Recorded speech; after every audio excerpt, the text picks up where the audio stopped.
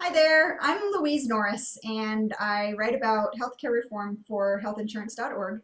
And with the holidays here, I'm joining together with the rest of the healthinsurance.org writing team to put together our letter to Santa. And although we've come a long way with healthcare reform, there are changes and improvements that I think we'd all like to see in order to make affordable healthcare and health insurance more accessible to more Americans.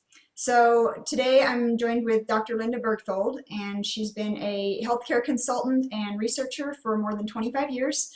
She worked on the Clinton health reform plan and was also the head of the Obama healthcare blog team in 2008. And she also writes for the Huffington Post. So Linda, welcome. And what would you ask Santa for? I would ask Santa to help keep the affordable in the Affordable Health Care Act. And the way Santa can do this, by the way, Santa probably is eligible for Medicare, so he's very lucky. He doesn't have to worry about this.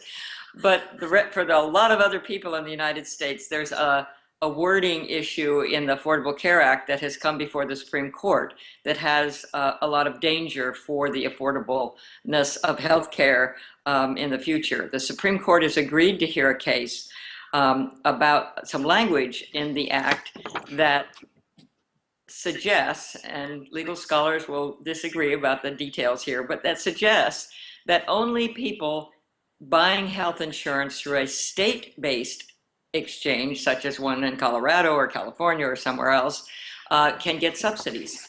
So if the Supreme Court decides that that's what the law says and meant, it could mean that people buying insurance in 34 states, that's 4.5 million people who are getting subsidies now, would not get subsidies to buy health insurance in the future.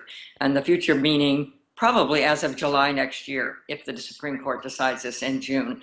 So this is a really scary thing for many of us who support the Affordable Care Act, because it essentially gives the Supreme Court the power to gut the Affordable Care Act, because this whole subsidy thing is really important to people buying insurance. They wouldn't be able to afford it otherwise.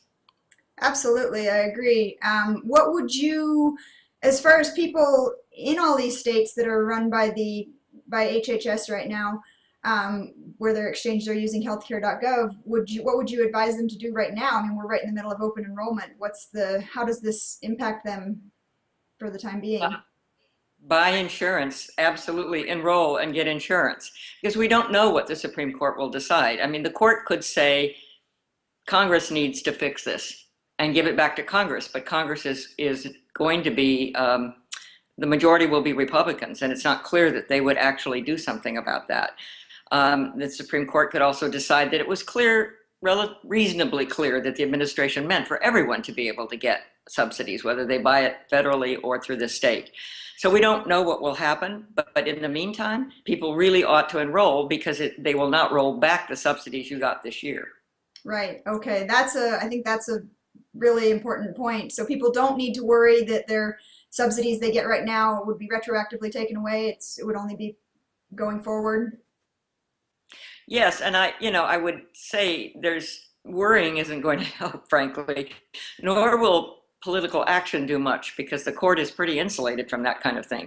But from what I've read, legal scholars are, on both sides of this, are concerned. So I would just ask Santa, give everyone what you've got under Medicare. That would be a good wish, and be sure that everyone who needs to get insured gets insured. I think that's a great request. So hopefully Santa and the Supreme Court are listening. Yes, I hope so. All right. Well, thank you so much, Linda. I appreciate it. You have a happy holiday. You too. Thank you.